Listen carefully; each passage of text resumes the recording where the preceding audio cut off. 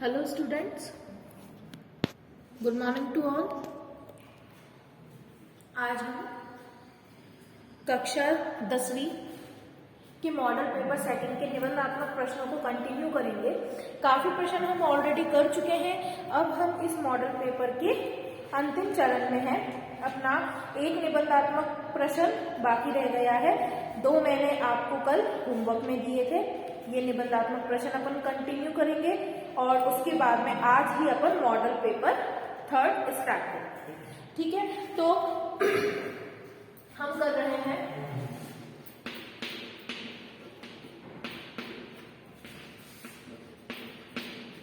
Model paper second का last निबंधात्मक प्रश्न।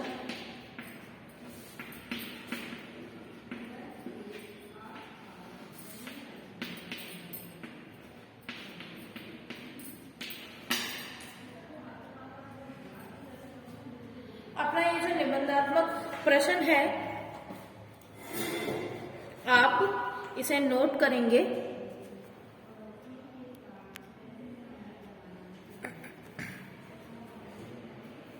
Question है, लोकतंत्र के लिए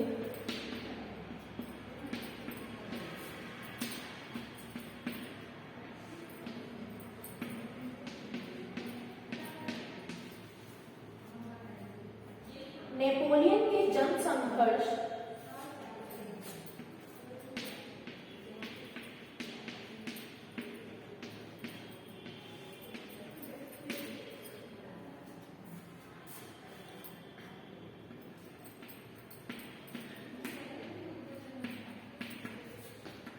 एवं बोलीविया के जल युद्ध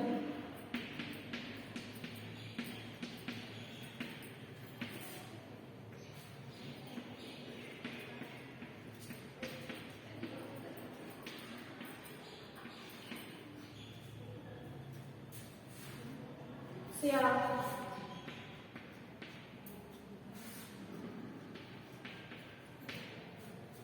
क्या सामान्य निष्कर्ष निकाल सकते हैं?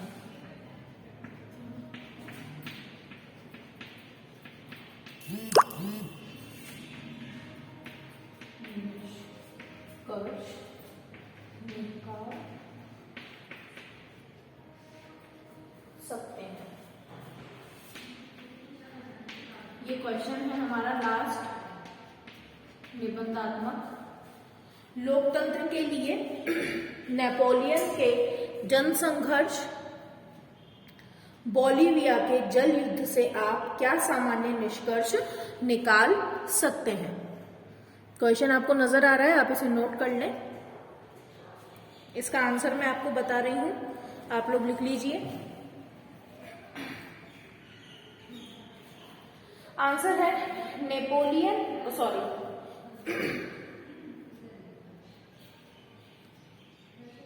यहाँ पर नेपोलियन को नेपालियों बनाया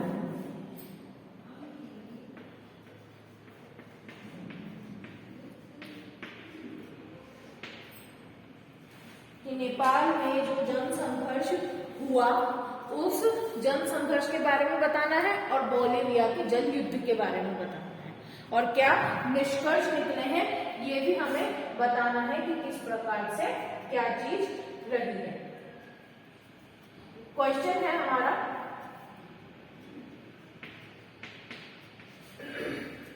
क्वेश्चन था हमारा किस तरीके से नेपालियों और बोलीविया में जल युद्ध हुआ और कैसे क्या स्थिति रही। आंसर आप लिखिए, नेपाल में जनसंघर्ष। पहला पॉइंट, नेपाल में जनसंघर्ष लिख लें। इसका आंसर लिखें।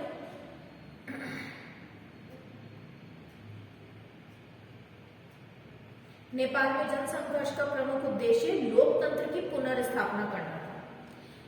नेपाल में जनसंघर्ष का प्रमुख उद्देश्य लोकतंत्र की पुनर्स्थापना करना था।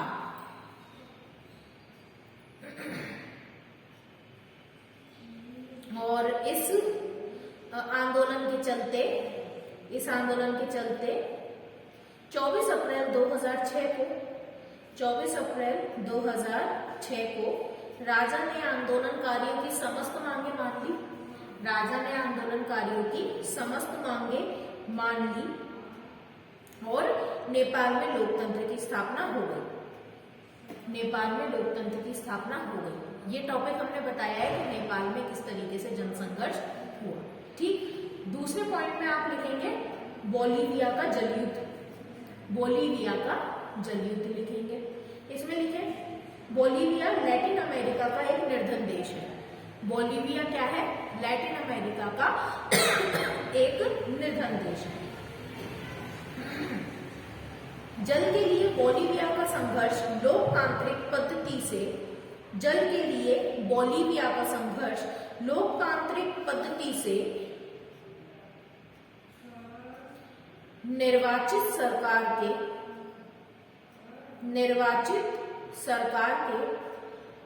निर्णय के विरुद्ध हुआ। निर्वाचित सरकार के निर्णय के विरुद्ध हुआ तथा बहुराष्ट्रीय कंपनी के द्वारा पानी के बिलों में की गई वृद्धि। बहुराष्ट्रीय कंपनी के द्वारा पानी के बिलों में की गई वृद्धि के खिलाफ, पानी के बिलों में की गई वृद्धि के खिलाफ समस्त बोलीविया की जनता ने आंदोलन और संघर्ष जारी कर दिया। यही बोलीविया का जलयुद्ध माना गया। यही बोलीविया का जलयुद्ध माना गया।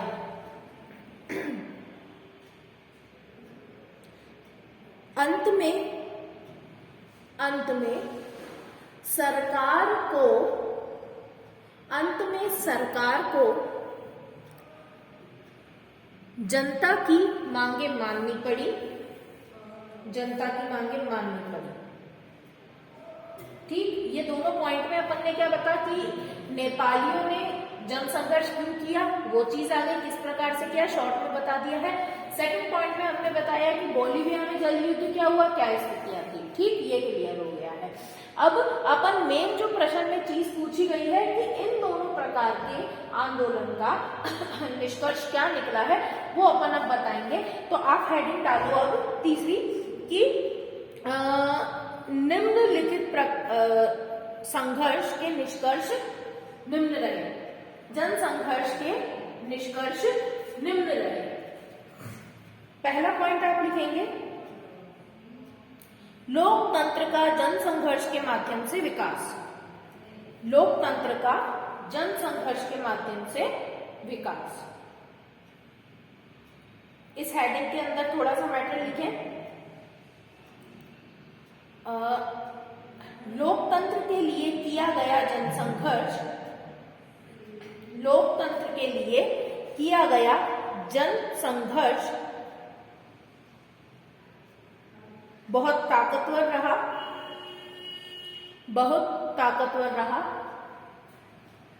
और इन जनसंघर्षों के माध्यम से लोकतंत्र का शक्ति स्वरूप विकास हो पाए। नेक्स्ट पॉइंट लिखिए, हेडिंग लिखना जनता की व्यापक लामबंदी से लोकतांत्रिक संघर्ष का समाधान। जनता की व्यापक लामबंदी से लोकतांत्रिक संघर्ष का समाधान। यानी क्या कहा जा रहा है कि ये जो लोकतांत्रिक संघर्ष हुआ है और इस संघर्ष का समाधान किस माध्यम से हुआ? जनता की लामबंदी, या लामबंदी का मतलब आप एकजुटता से समझ सकते हैं कि जनता एकजुट हो गई और उन्होंने मिलकर संघर्ष किया, एकता रखी, तो एकता के माध्यम से बल मिला और उन्हें अपनी जो लोकतंत्र है उसकी प्राप्ति हो पाई। तो इस हेडिंग में आप मैटर लिखेंगे जो मैं आपको बता रही हूं। लिखें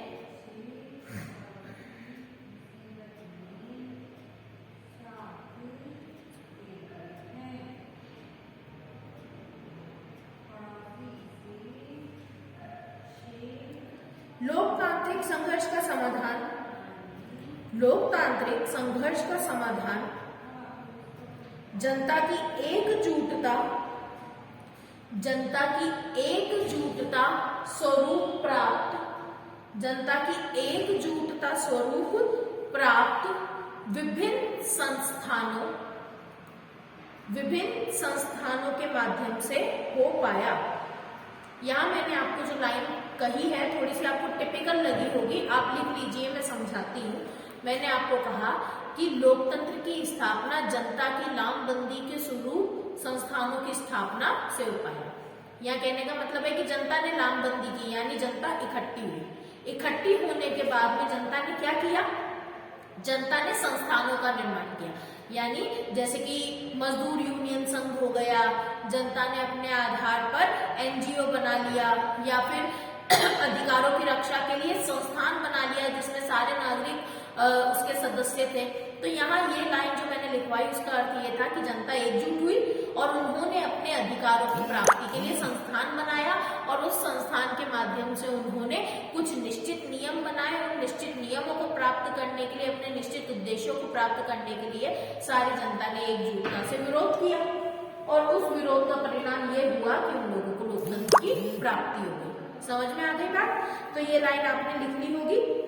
आगे आप लिखें, इन संस्थानों के माध्यम से सरकार पर दबाव बना, इन संस्थानों के माध्यम से सरकार पर दबाव बना, और सरकार को जनता की लोकतंत्र संबंधी मांगे माननी पड़ी, जनता की लोकतंत्र संबंधी मांगे माननी पड़ी। तीसरा पॉइंट जो है उसकी हेडिंग आप लिख लीजिए। हेडिंग है संगठित राजनीति। संगठित राजनीति, यहाँ संगठित राजनीति से क्या अर्थ है कि जो जनता है, मैं समझा रही हूँ, लिखना नहीं है आपको ये चीज, कि जो जनता है वो सारी संगठित हुई, इकट्ठी हुई और राजनीति में इन्वॉल्व हुई। पिछले पॉइंट में हमने कहा था कि जनता एकजुट हुई और उन्होंने संस्थान बनाए, संगठन बनाए। अब यहाँ बात आ रही है, जो उन्होंने संस्थान बनाए, उन संस्थानों का प्रयोग उन्होंने राजनीति में इन्वॉल्व होने के लिए किया। राजनीति में इन्वॉल्व होने का अर्थ क्या हो गया कि सरकार पर दबाव बनाने के लिए ये जरूरी था कि सरकार के जो संस्थान है, फॉर एग्जाम्पल संसद है या विधानसभा है, उनमें यदि जनता के जो रिप्रेजेंटेटिव हैं वो भी हिस्सा लें, तो सरकार के द्वारा बनाए जाने वाले नए नियम कायदों में उन रिप्रेजेंटेटिव्स की राय भी इंक्लूडेड होगी। इस तरीके से क्या होगा कि जिस भी प्रकार का जो भी निर्णय लिया जाएगा वो उस रिप्रेजेंटेटिव से होकर के गुजरेगा, उस जन अधिकारी से होकर के गुजरेगा। तो यदि किसी प्रकार का कोई ऐसा नियम बनने वाला होगा जो कि हानिकारक है, तो ऐसी स्थिति में जो जनता का रिप्रेजेंटेटिव है वो सरकार पर दबाव बना करके ऐसे नियमों पर लोग भी बना सकता है। ठीक है, तो आपको लिखना क्या है मैटर वो मैं बता रही हूँ, आप नोट डाउन करो इस पॉइंट में। जनसंघर्ष के दौरान लामबंदियों के माध्यम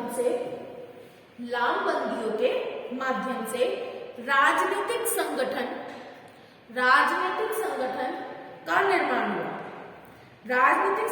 का निर्माण हुआ। अर्थात जनता स्वयं सार्वजनिक भागीदार बनी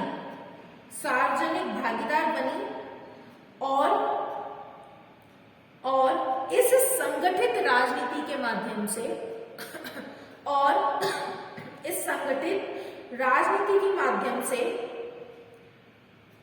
सरकार के ऊपर दबाव बनाया जाना आसान हो गया। इस संगठित राजनीति के माध्यम से जनता के ऊपर दबाव बनाया जाना आसान हो गया।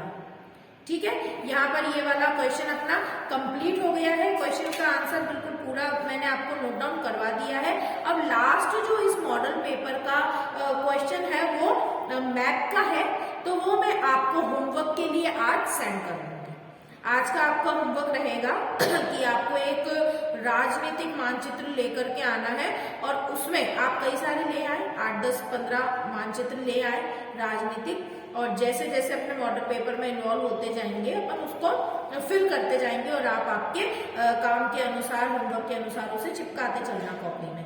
तो आज का जो आपका होमवर्क रहेगा वो मानचित्र को भरने का रहेगा। कौन सा मानचित्र भरना है, उसमें क्या क्या चीज कहाँ फिल करनी है, वो मैं आपको पिक के थ्रू सेंड कर दूंगी व्हाट्सएप ग्रुप पर, तो वो आप कंप्लीट कर दीजिएगा। ठीक है, तो यहाँ पर अपना ये जो सेकंड मॉडल पेपर था ये कंप्लीट हो चुका है। अब आज ही अपन मॉडल पेपर थर्ड स्टार्ट कर रहे हैं। मॉडल पेपर थर्ड जो है उसकी शुरुआत हम बहुविकल्पात्मक प्रश्नों से करेंगे, जैसा कि अपन शुरू से ही करते आ रहे हैं। तो थर्ड मॉडल पेपर का जो पहला प्रकार के प्रश्न है वो है बहुविकल्पी प्रश्न।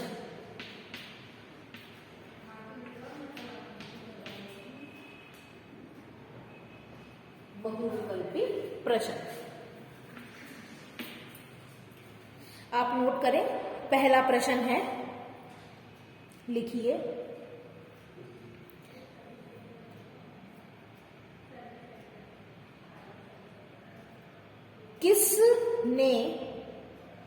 किसने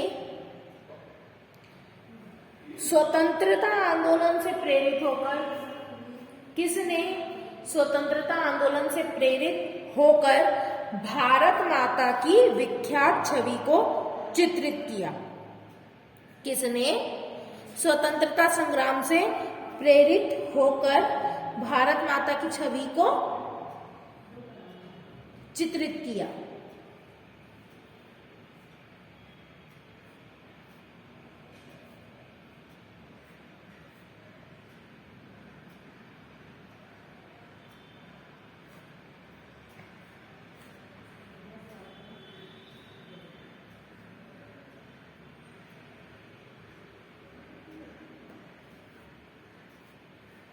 इसका आंसर है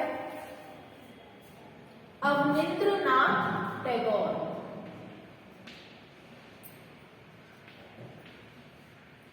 अवनींद्रनाथ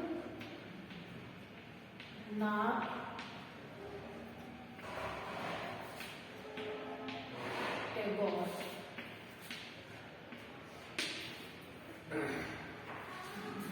ये पहले क्वेश्चन का आपका आंसर हो गया। रिपीट कर रही हूँ क्वेश्चन। किसने भारतीय स्वतंत्रता आंदोलन से प्रेरित होकर भारत माता की छवि को चित्रित किया? आंसर है इसका Abanindranath Tagore. Next question note कर लीजिए। 19वीं सदी यूरोप में उदारवादी इतिहास के विचार से, 19वीं सदी यूरोप में उदारवादी राष्ट्रवाद के विचार से निम्नलिखित में से कौन सा निकटता से जुड़ा हुआ था? 19वीं सदी यूरोप में उदारवादी राष्ट्रवाद के विचार से निम्नलिखित में से कौन सा निकटता से जुड़ा हुआ था?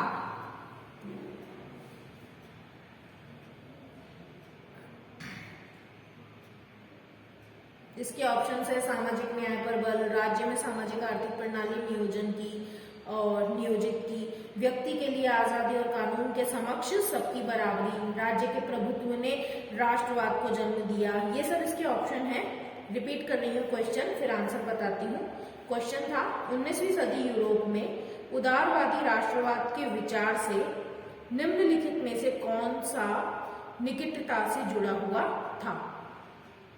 और इसका आंसर है सामाजिक न्याय पर बल। दूसरा जो क्वेश्चन मैंने आपको नोट डाउन करवाया है, इसका आंसर है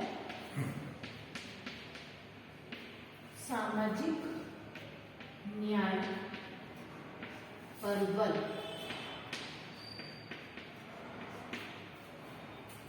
ठीक है, ये इसका आंसर है सामाजिक न्याय पर बल। अगला क्वेश्चन नोट कीजिए। रिंडरपेस्ट नामक पशुओं की बीमारी आपको याद आ रहा होगा, हिस्ट्री का क्वेश्चन है ये, अलग से टॉपिक ही था। रिंडरपेस्ट नामक पशुओं की बीमारी निम्न में से किस महाद्वीप में फैली थी? रिंडरपेस्ट नामक पशुओं की बीमारी निम्न में से किस महाद्वीप में फैली थी?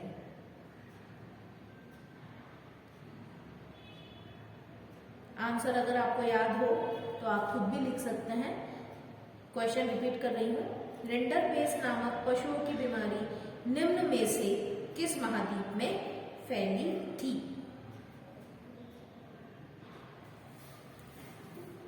आंसर है इसका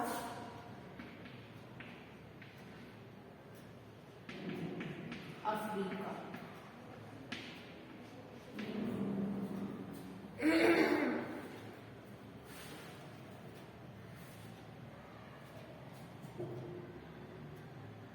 नेक्स्ट क्वेश्चन नोट कीजिए।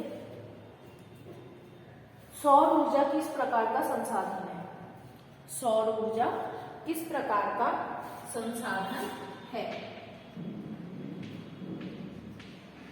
सौर ऊर्जा किस प्रकार का संसाधन है? आंसर लिख लीजिए, नवीनीकरण। वो संसाधन है जिसे वापस से पुनर्नवीन किया जा सकता है। ठीक है।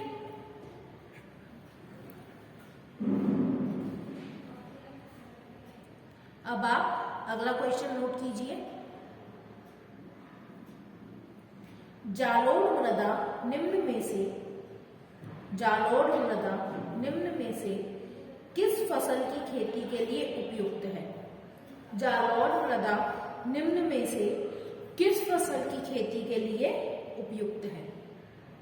वापस रिपीट कर रही हूं। जालोढ़ मृदा निम्न में से किस फसल की खेती के लिए उपयुक्त है?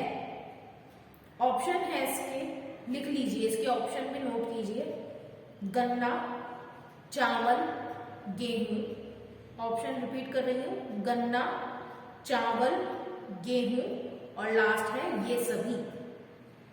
तो इसका आंसर क्या रहेगा? गन्ना, चावल, गेहूं, ये सभी है इसका आंसर। ठीक है, यानी ये सारी प्रकार की जो फसलें होती हैं उसके लिए जालौर मिट्टी अच्छी मानी जाती है। एक्चुअली जालौर मिट्टी जो है वो सबसे ज्यादा उपजाऊ होती है, इसलिए वो सभी प्रकार की फसलों के लिए बहुत उपयुक्त मानी जाती है। नेक्स्ट क्वेश्चन नोट कीजिए। इनमें से कौन सा संरक्षण तरीका समुदायों की सीधी भागीदारी नहीं करता? इनमें से कौन सा संरक्षण तरीका समुदायों की सीधी भागीदारी नहीं करता? क्वेश्चन वापस रिपीट कर रही हूं। इनमें से कौन सा संरक्षण तरीका समुदायों की सीधी भागीदारी नहीं करता?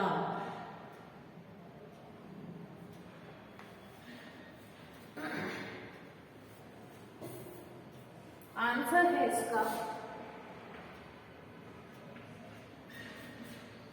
वन्य जीव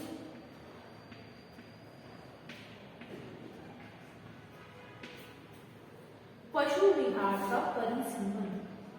वन्य जीव पशु विहार का परिसीमन।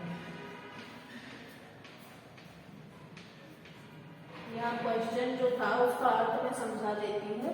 क्वेश्चन ये कहना चाह रहा था कि जो भी ऑप्शन दिए हैं उनमें से ऐसे कौन सी चीज है जिसमें जो समुदाय है यानी कि जो जनता है वो डायरेक्टली अपनी इन्वॉल्वमेंट शो नहीं कर सकती।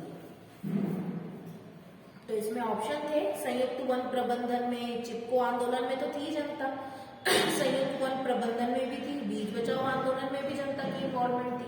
पर ये जो ऑप्शन है ना वन्य जीव पशु विहार का परिसीमन, इसमें जनता नहीं थी क्योंकि ये पूरी तरीके से कार्य सरकार द्वारा किया। क्लियर? नेक्स्ट क्वेश्चन आप लिख लेंगे। 7th क्वेश्चन है, श्रीलंका के जातीय समूह में निम्न में से कौन से प्रमुख है? श्रीलंका के जातीय समूह में निम्न में से कौन से प्रमुख हैं? इसका आंसर आप बिना ऑप्शन के इजीली दे सकते हो। यहाँ ये पूछना चाह रहा है कि श्रीलंका में जो जाति के आधार पर समूह बने हुए थे वो कौन कौन से थे, कौन कौन सी जातियों के समूह वहां पर बने हुए थे। ये तो आप आसानी से बता सकते हो। इसका आंसर है सिंहली और तमिल। सिंहली और तमिल थे।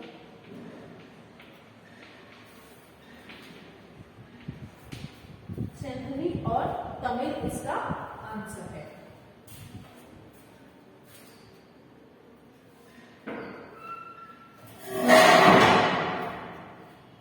ठीक है, ये आप नोट कर लीजिए।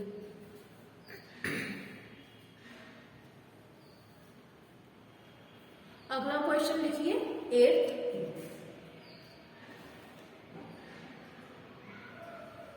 संविधान और विभिन्न स्तर की सरकारों के अधिकारों की व्याख्या करने का अधिकार। संविधान और विभिन्न स्तर की सरकारों के अधिकारों की व्याख्या करने का अधिकार किसके पास होता है? संविधान और विभिन्न स्तर की सरकारों के अधिकारों की व्याख्या करने का अधिकार किसके पास होता है? या ये पूछा जा रहा है कि जो हमारा संविधान बना हुआ है और उसके अलावा जो हमारी सरकार है, सरकार के स्तर कौन कौन से हैं? केंद्रीय सरकार, राज्य सरकार और स्थानीय सरकार। या क्वेश्चन पूछ रहा है कि ये जो सरकार के विभिन्न स्तर हैं उस और जो हमारा संविधान है इसमें किसको क्या अधिकार दिए गए हैं, इसकी व्याख्या कौन करता है?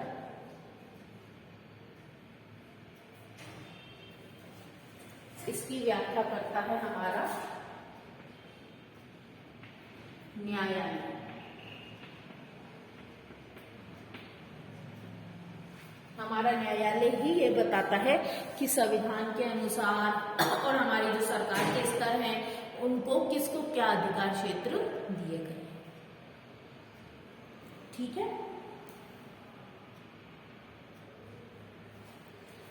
अगला क्वेश्चन लिखिए। 9th क्वेश्चन है, निम्न में से किस देश ने किसी भी धर्म को राजकीय धर्म के रूप में स्वीकार नहीं किया है?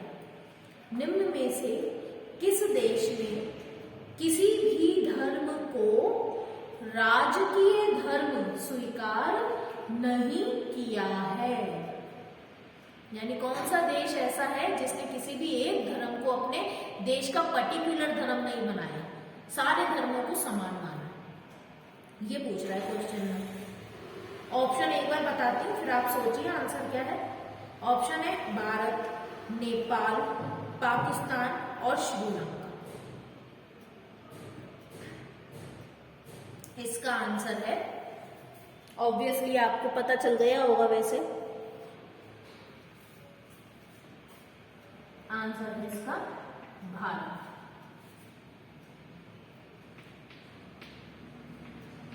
ठीक है, यहाँ तक आपको क्लियर हो गया है। हमने मॉडल पेपर 3 के बहुविकल्पात्मक प्रश्न कर लिए हैं, 9 प्रश्न कर लिए हैं। इसके अलावा कुछ और 2 प्रश्न बचे हुए हैं, 2-4 प्रश्न हैं बहुविकल्पात्मक के बाकी, और उसके बाद में अपने रिक्त स्थान है, फिर अति लघुतरात्मक प्रश्न है, लघुतरात्मक है, निबंधात्मक है और मानचित्र है। वो अपन आगे कंटिन्यू करेंगे। आपको क्या करना है, समय से समय अपना क्लास वर्क होमवर्क कंप्लीट करते चलना है। केवल लिखित में ही नहीं बल्कि लर्न करते चलना है, क्योंकि आपकी 10th क्लास के एग्जाम अब बहुत ज्यादा पास में है। तो ये जो काम हम कर रहे हैं इसे डे टू डे आप लर्न करते जाएं, आपकी तैयारी इजीली हो जाएगी। इसे पेंडिंग मत छोड़ें। लगातार अपने जो स्टडी है उसे मेरे साथ में कंटिन्यू रखें। सामाजिक विज्ञान की जो हम रोज कर रहे हैं उसे आप रोज के स्तर पर याद करते रहें, तो आपका जो कोर्स है वो समय से पूरा हो जाएगा। ठीक है, आगे का जो अपना अभ्यास है वो अपन नेक्स्ट वीडियो में कंटिन्यू करेंगे।